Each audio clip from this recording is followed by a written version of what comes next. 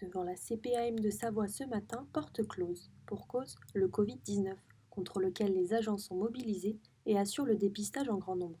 Une mission dont le directeur de l'agence de Chambéry est fier de représenter.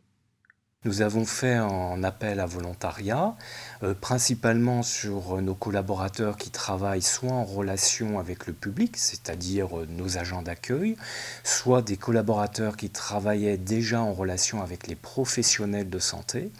Et nous avons aussi des collaborateurs qui viennent d'horizons très divers.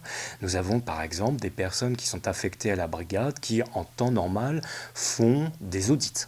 Leur mission principale, c'est de contacter les assurés sociaux qui ont été déclarés positifs suite à un test de diagnostic pour faire le traçage de leurs contacts et informer ces contacts du fait qu'ils sont potentiellement contaminés. Et nous faisons une évaluation des risques pour donner les consignes sanitaires aux personnes qui ont été exposées à un risque avéré. En mettant tout en œuvre pour casser les chaînes de contamination en cette période de déconfinement, la CPAM a aussi dû adapter ses services, voire en différer certains. Nous assurons des accueils téléphoniques et donc les assurés peuvent demander des rendez-vous soit par téléphone via le 36 46, soit via leur compte Amélie. Et les demandes de rendez-vous qui nous parviennent sont ensuite honorées par téléphone, c'est-à-dire que nous prenons en contact sortant.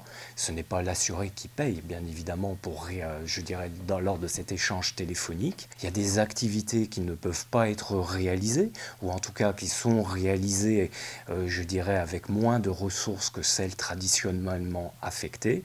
Donc, nous nous organisons pour faire en sorte que nos missions prioritaires soient toujours traitées, notamment toutes celles qui sont relatives au remboursement, mais nous avons des activités qui sont différées dans cette période puisque notre mission principale, à côté de celle du remboursement des assurés sociaux et des professionnels de santé, c'est la réalisation de la mission de contact tracing. Depuis le 11 mai en Savoie, 31 personnes ont été déclarées positives par les médecins libéraux dans l'outil de contact tracing. Ces 31 personnes malades représentent environ 84 personnes contacts qui sont tracées depuis une semaine.